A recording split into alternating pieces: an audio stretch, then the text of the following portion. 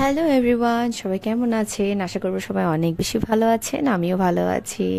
সবার কি অবস্থা? যারা হিন্দু আছেন তাদের পূজার প্রিপারেশন কি? আমাদের পূজা তো আর বেশি দিন বাকি নেই আসলে। তবে যেহেতু কিছুদিনের মধ্যেই পূজা শুরু হয়ে যাবে, আমাদের কিন্তু এই একটা নিয়ম আছে যে যেখানেই থাকুক পূজার আগে কিন্তু সবাই আমরা শপিং করতেও ভালোবাসি। আর মানে বাসার ভিতরটা বা ঘরের ভিতরটাকে নতুন করে সাজাতেও ভালোবাসি, যে যার জায়গা থেকে যতটুকু সম্ভব পরিষ্কার পরিচ্ছন্ন করে আমরা আসলে ওই রকমভাবে রেডি হই আর কি। আসলে এটাই মজা, পূজা আসছে, এটাই আসলে মজাটা। আর এসে গেলে পরে তো আচ্ছা হ্যাঁ দুই একদিন তারপর তো চলেই গেল, এই আর কি। তো বাসা আসলে ক্লিনিং মা আর পাপা মিলিয়ে করছে, যেটা হচ্ছে ভালো করে ঝাড়টার দিয়ে ক্লিন করা, যেটা সেটা মা আর পাপাই করে। আর এই তো আমাদের মোটামুটি অনেক কিছুই শেষ। লাস্ট কয়েকদিন যাবত আমি কোনো ব্লগই দিতে পারিনি, তো ভাবলাম আজকে একটু দেই।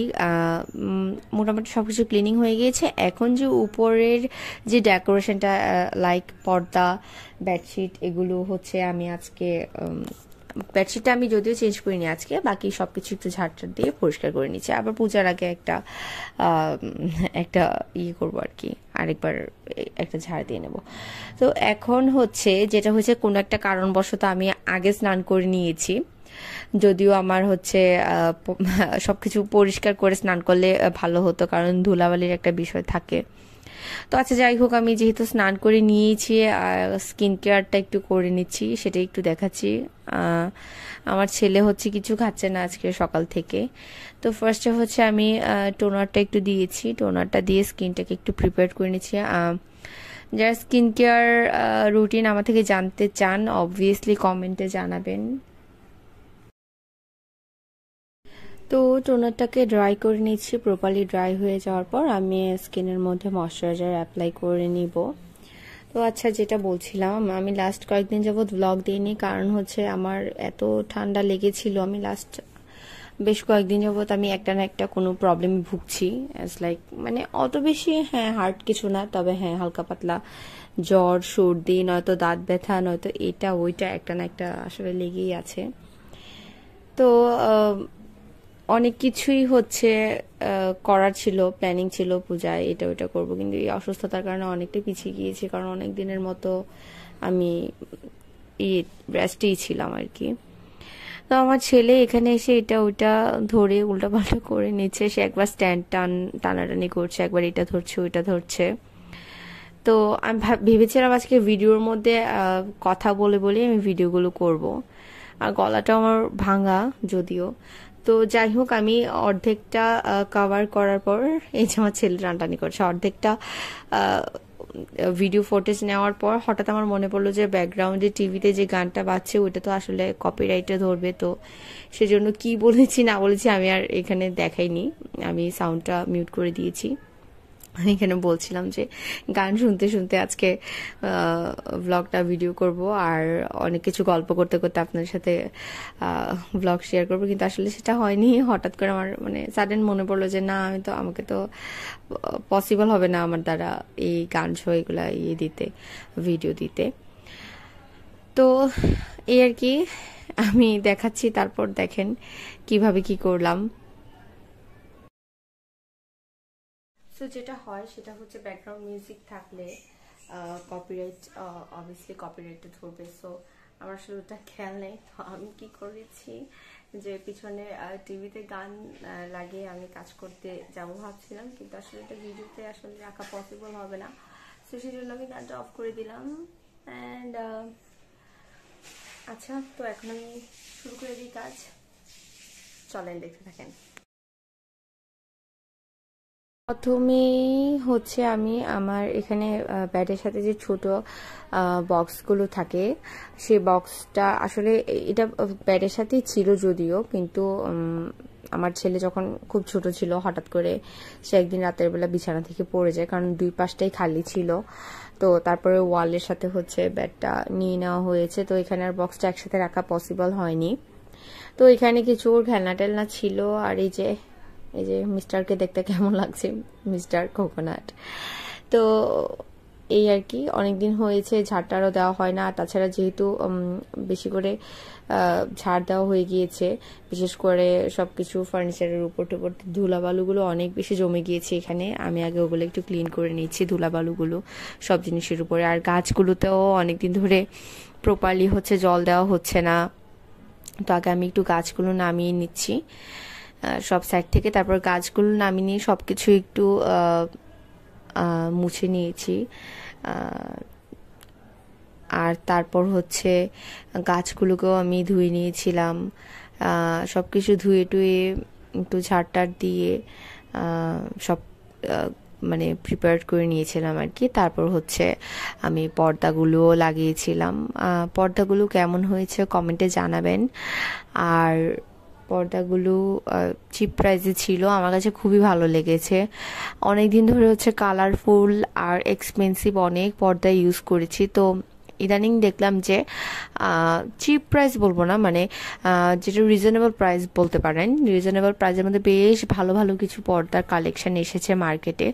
তো আমাদের ড্রয়িং রুমের জন্য নিয়েছিলাম, আর হচ্ছে আমাদের যে রুমে আমি আর আমার বোন থাকি, এখন আমার ছেলেও অ্যাড হয়েছে ওই রুমে। তো আসলে আমরা ছোট থেকে বড় হয়েছি, তাই বারবার এটাই বলি যে আমি আর আমার বোন। তো আমার ছেলেও অ্যাড হয়েছে, তো ওই রুমের জন্য পর্দা নিয়েছি। আর বেডশিট নিয়েছি, নতুন বেডশিট নিয়েছি, যদিও অনেক দিন বাকি এখনো পূজার। বেডশিটগুলো এখনো হচ্ছে বিছানায় ইয়ে করিনি। তো কারণ হচ্ছে যে এতদিনে দেখা যাবে বাচ্চা আছে যেহেতু ঘরের মধ্যে, আর তাছাড়া বড়রাও উঠানামা, বেডশিট তো পর্দাটা আচ্ছা ঠিক আছে, ওটার উপরে আসলে অত বেশি আমরা গিয়ে গড়াগড়ি করি না, তবে বেডের উপরে তো অবভিয়াসলি করি, বাচ্চাও নোংরা করে ফেলে। তো সেজন্য ভাবলাম যে পূজার 2-3 দিন আগে বেডশিটটা চেঞ্জ করবো, বাকি সব কিছু মোটামুটি ক্লিন করে নিচ্ছি, তারপর একটা জাস্ট টাচ আপ দিয়ে যা করার করে নেবো আর কি। তো এই আর কি, কাজ টাজ করে পরিষ্কার করে নিলাম, সব কিছু একটু মোছা টোছা দিয়ে নিলাম। আর হচ্ছে ক্লিন করার পরে আসলে ঘর ক্লিন করলে আপনারা দেখবেন যে মেন্টালি আপনারা হেলদি ফিল করছেন, বা দেখবেন যে অনেক দিন অসুস্থ থাকলে যদি ঘরটা একটু নোংরা থাকে, দেখবেন যে আরও বেশি শরীরটা খারাপ লাগছে। একটু পরিষ্কার টরিষ্কার করলে দেখা যায় যে মনে হয় যে একটু বেটার ফিল হয়। আর কার কেমন হয় আমি জানি না, তবে আমার কাছে বেটার ফিল হয়। আর অনেকে হয় কি একটাই পর্দা বা একটাই বিছানা চাদর বছর পর বছর ইউজ করে, এই জিনিসটা আমার আমার মা বাবার ক্ষেত্রেও সেম, আমার ক্ষেত্রেও সেম, যে একটা জিনিস অনেক লং টাইম ইউজ করতে পারি না আসলে। নতুন কিছু চেঞ্জ করে করে, এটা এর মানে এই না যে সব কিছু এক্সপেন্সিভ হতে হবে, কিছুদিন পর পর চেঞ্জ করলে দেখা যায় যে একঘেয়েমিটা আসে না, বা হয় কি একঘেয়েমি থাকতে থাকতে যে কোনো বিষয় সেটা একঘেয়েমি ভাবে যদি আমরা থাকি, তাহলে একটা মেন্টাল হেলথের উপর অনেক বড় ইফেক্ট হয়। তো এটা চিন্তা করি হচ্ছে অনেক সময় দেখা যায় যে এটা ওটা চেঞ্জ করি। অনেকে করে না, বা ওভাবেই তাদের অভ্যাস বা থাকতে পারে। তবে আমাদের ক্ষেত্রে এটা হয় আর কি, অনেকে আবার বলে যে হ্যাঁ এটা অপচয় হতে পারে। অপচয় আসলে টাকা পয়সা কোন দিনের জন্য বা কার জন্য, কিসের জন্য? যদি আপনার টাকা আপনি ভোগ না করতে পারেন, আপনার ইচ্ছে বা শখগুলো যদি ফিল আপ না করতে পারেন আপনার টাকা দিয়ে, তাহলে সেই টাকা তো থাকার কোনো অর্থই নেই মরে গেলে তো কেউই কিছু নিতে পারে না। তো আচ্ছা, যাই হোক, বড় বড় জ্ঞান দিয়ে ফেলেছি। তো এই আর কি, খুবই ভালো লাগছিল আজকে সবকিছু ক্লিন করে। আমারও মোটামুটি একটু সুস্থ লাগছিল। লাস্ট কয়েকদিন তো আমি মোটেই কথা বলতে পারিনি, এখনো হালকা হালকা গলাটা আমার মানে টোনটা এখনো নর্মাল হয়নি। তো যাই হোক, শরীরও ভালো লাগছে, সব কিছু ক্লিনিং করে একটু এনভায়রনমেন্টটা অন্যরকম লাগছে, খুবই ভালো লাগছে। এই তো আমার সব কিছু করা হয়ে গিয়েছে। আর এই যে ফাইনাল লুক হচ্ছে রুমের, একটু স্প্রে দিয়ে নিলাম, এয়ার রিফ্রেশার দিয়ে নিয়েছি।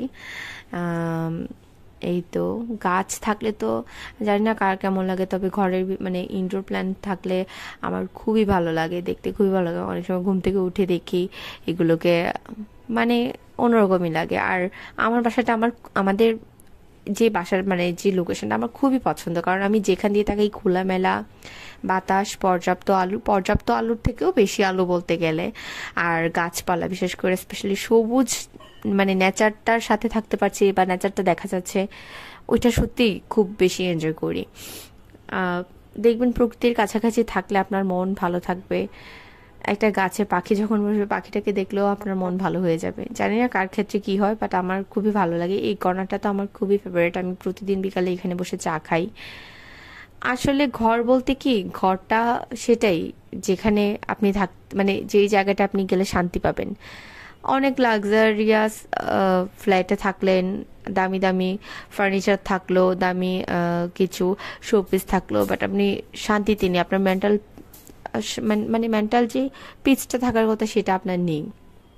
সো সেই জায়গাটা থাকতে ভালো লাগবে না। আর এই যে এখানে ক্যানগুলো দেখছেন, এগুলো বেসিক্যালি হচ্ছে পনিরের ক্যান, এগুলো ইন্ডিয়া থেকে আনা। আমার বোন হচ্ছে এগুলোতে হ্যান্ড পেন্ট করেছিল ফেব্রিক দিয়ে। তো এই আর কি ফাইনাল লুক। পর্দাগুলো কেমন লাগছে? আমার কাছে খুবই ভালো লাগছে। খুবই মানে এত রিজনেবল প্রাইসে পেয়েছি, বলার মতো না।